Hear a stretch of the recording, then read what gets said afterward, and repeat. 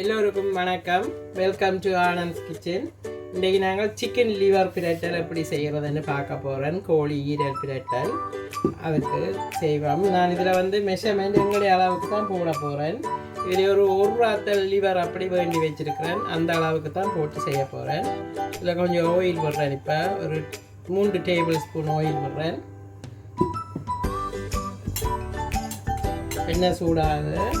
இதில் இப்போ ஒரு 1/2 டீஸ்பூன் கடுகு போடுறேன். 1/2 டீஸ்பூன் கடுகு வடிச்சிட்டுது. 1/2 டீஸ்பூனு கொஞ்சம் கூட பெருஞ்சீரகம் போடுறேன். பெருஞ்சீரகம் போட்டோம்னா கறி நேரம் விடக்கூடாது. கண்டு வெங்காயம் போட வேணும். இதில் ஒரு 2 பெரிய வெங்காயம் பற்றி வச்சுருக்கேன் போடுறேன். இது கொஞ்சம் வெங்காயம் கூட இருந்தால் தான் பிரட்டலுக்கு நல்லா இருக்கும்.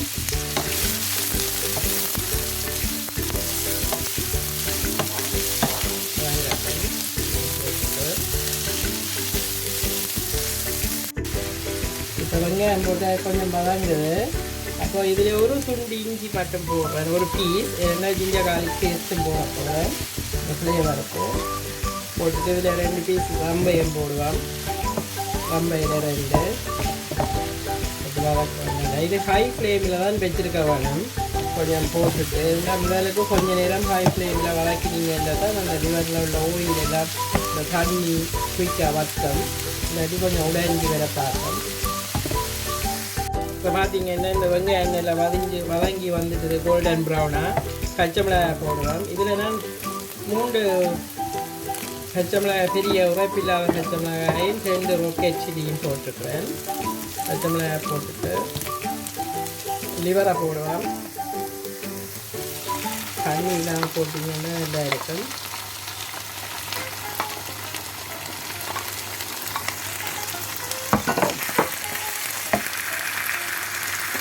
லிவரை போட்டுட்டு மஞ்சள் தூள் போடுவோம். மஞ்சள் தூள் ஒரு 1/2 டீஸ்பூன்.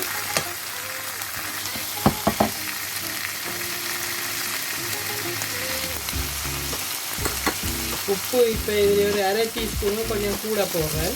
பார்த்துட்டு போடுங்க. தேவையான அளவு உப்பு அப்புறம் தேவையான அளவு தான்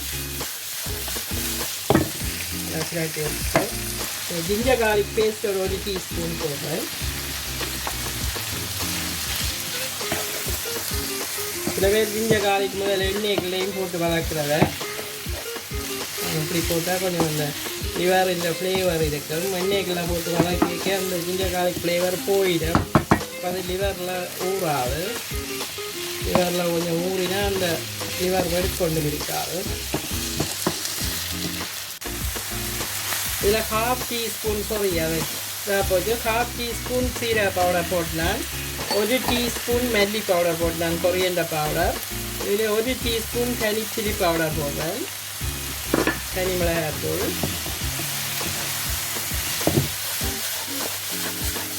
போட்டு கிராட்டி விடுவோம்.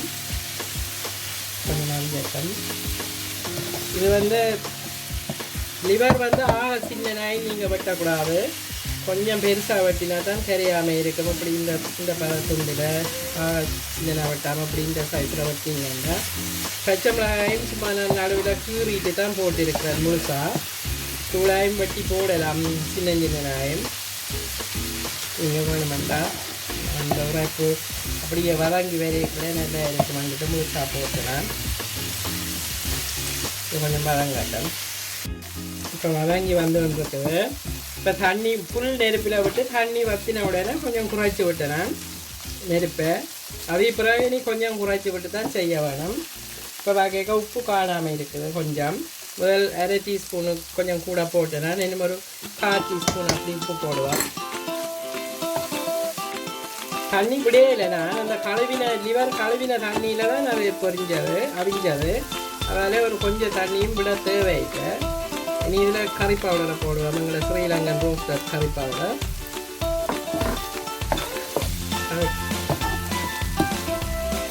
போட்டு வதக்கிறேன். அது முதல்ல ஒரு 15 மினிட்ஸ் விட்டுருப்பேன். இனி கறி பவுடர் ஒரு 2 டீஸ்பூன் போட்டேன்னா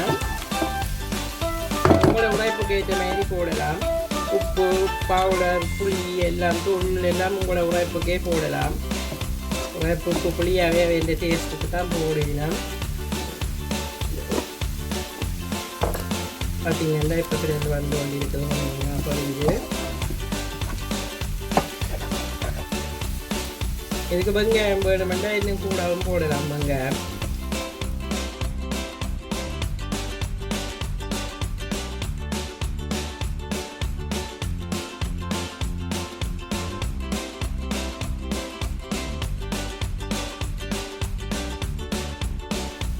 ஓகே, இப்போ கொஞ்சம் சிரண்டு வந்துட்டு நல்லா பொரிஞ்சு எல்லாத்தையும் வேண்டாம். ஆயிலும் அவ்வளோ பெருசாக இல்லை, நிறையா விட்ட ஆயிலே வடிவையெல்லாம் பொரிஞ்சு வந்துட்டு.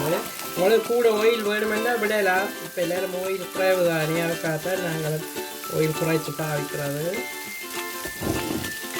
அந்த இதில் வந்து உழைப்புகளெல்லாம் உங்களுடைய அளவுக்கு தான் போடுவோம். திருப்பின்னு சொல்கிறேன். உழைப்பு இது வந்து நான் ஒரு வார்த்தல் லிவருக்கு ஒரு 1 pound லிவருக்கு ஏற்ற மாதிரி தான் இப்போ போட்டு பிரட்டினேன். இதில் ஸ்பைசஸ் போடுவேன். இது வந்து Cumin Powder வந்து நான் கருவா கிராம்பு ஏலக்காய் 3ஐயும் சம அளவாக எடுத்து அரைச்சிட்டு பவுடரை வச்சுருக்கேன். இப்படி அந்த வெடுக்கு இந்த இப்படியான இதில் போடிக்கல அந்த ஃப்ளேவர் வேறு நல்லா இருக்கும். இதில் பெருஞ்சீரகத்தூள் போடுறேன். பெருஞ்சீரகத்தூள் ஒரு 1/2 டீஸ்பூன் போட்டு பிரட்டுவோம். வெடுக்கு இந்த பவுடர்கள் போட்டால் அந்த வெடுக்கு மரங்கள் கொஞ்சம் இருக்காது. அதனால் நாங்கள் போட்டோம் இந்த ஸ்பைசஸ். இந்த கருவாகிராம்பு இலக்காயும் போட்டு வதக்கையில் வெங்காயத்தோடு நான் இந்த அரைச்ச பவுடர் போட்ட வழியை அதை போட்டு வதக்க தேவையில்லை.